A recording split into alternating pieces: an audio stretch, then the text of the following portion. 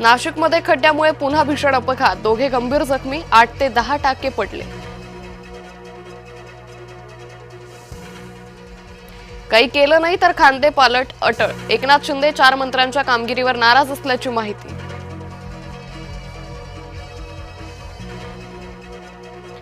सिद्धिविनायक मंदिरातील कथित देणगी घोटाळ्याच्या चौकशीचे एकनाथ शिंदेंचे आदेश, 5 वर्षातल्या सर्व देणग्यांचं ऑडिट. आजपासून शासकीय रुग्णालयांच्या ओपीडी बंद, सीसीएमपी पात्र बीएचएमएस डॉक्टरांना एमएमसी नोंदणी प्रस्तावाला विरोध. कोल्हापुरात बंद घरामध्ये स्फोट, वादातून जिलेटिनच्या कांड्या लावून घर पाडल्याची चर्चा, सुर्वेनगर परिसरातील घटना. मान्सूनसाठी आणखी एक खुशखबर, हिंदी महासागरात आयोडी सक्रिय होण्याची चिन्ह, उत्तरार्धात चांगल्या पावसाची शक्यता.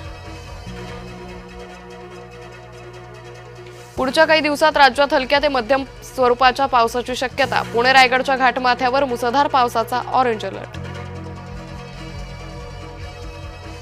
सिंधुदुर्गातील दोडामार्ग तालुक्याला मुसळधार पावसानं झोडपलं, तिलारी नदीकाठच्या अनेक गावांचा संपर्क तुटला, धरणातून पाणी सोडल्यानं नदी दुथडी भरून.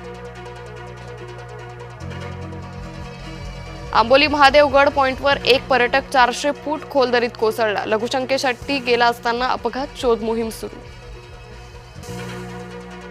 शिरूर तालुक्यातील थिटेवाडी बंधारा 100% भरला, वेळ नदी पात्रात विसर्ग, मनमोहक दृश्य बघण्यासाठी गर्दी.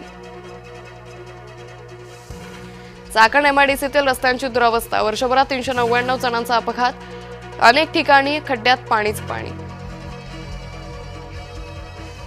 संभाजीनगरमध्ये कमी पावसाचा पेरणीला फटका, 65,000 हेक्टरवरील पेरणी रखडली. सुप्रीम कोर्टात आज शिवसेनेच्या पक्ष आणि चिन्हाबाबत महत्त्वाची सुनावणी, ठाकरे शिंदेंसह महाराष्ट्राचं लक्ष. मानहानी प्रकरणी उद्धव ठाकरेंची आज कल्याण कोर्टात सुनावणी, व्हिडिओ कॉन्फरन्सिंगच्या माध्यमातून हजर राहणार.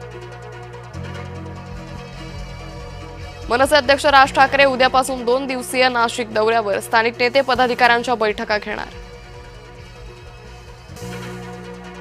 सीजेपीच्या कोर कमिटीची संभाजीनगरात 2 दिवसीय बैठक, आंदोलनाची पुढील रणनीती ठरणार, भविष्यातील रणनीतीवर करणार चर्चा.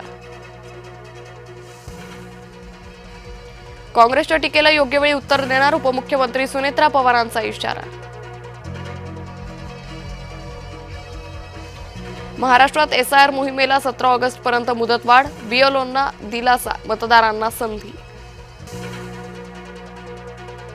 नीट यूजीच्या 6 विद्यार्थ्यांची सुप्रीम कोर्टात धाव, ओएमआर उत्तरपत्रिकांमध्ये तफावत असल्याचा आरोप. धुळे शहराला पाणीपुरवठा करणाऱ्या मुख्य जलवाहिनीला पुन्हा मोठी गळती, महापालिकेच्या कारभारावर नागरिकांचा संताप.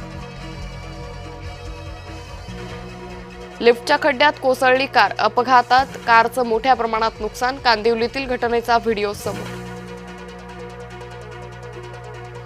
गजनी फेम प्रसिद्ध अभिनेते प्रदीप रावत यांचं निधन, वयाच्या 74व्या वर्षी घेतला अखेरचा श्वास.